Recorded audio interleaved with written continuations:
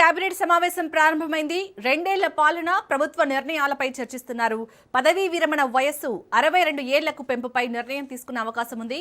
పాత పింఛన్ అమలు ప్రతిపాదనకు ఆమోదం తెలిపే ఛాన్స్ ఉంది.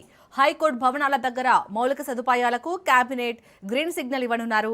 అమరావతి ఎకనామిక్ రీజియన్ అభివృద్ధికి ఆర్ఎఫ్పి జారీకి కేబినెట్ ఆమోదం తెలిపే ఛాన్స్ ఉంది.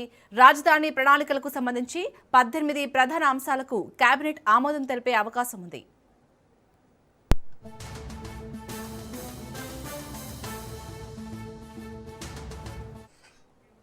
ఏపీ కేబినెట్ సమావేశం అయితే ప్రారంభమైంది. మరిన్ని అప్డేట్స్ ని మా ప్రతినిధి సంతోష్ అందిస్తారు. సంతోష్,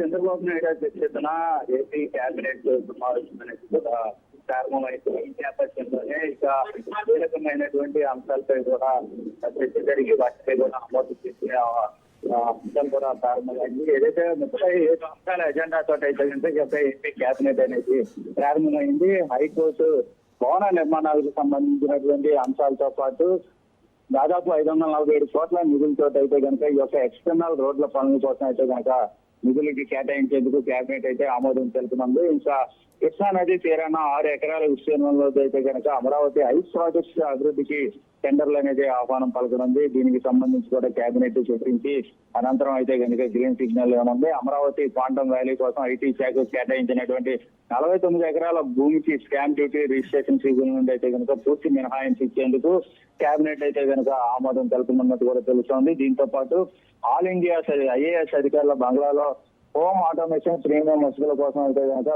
వీటికి కేబినెట్ అయితే ఆమోదం తెలుపుతుంది. ఇలా రాజధాని భూముల land pooling negotiated settlement policy సవరణకు కూడా ఇటు ప్రతిపాదన వచ్చినటువంటి నేపథ్యంలోనే దానిపై కూడా కేబినెట్ చర్చించి అనంతరం కూడా ఇక ఆమోదం తెలుపుతుంది.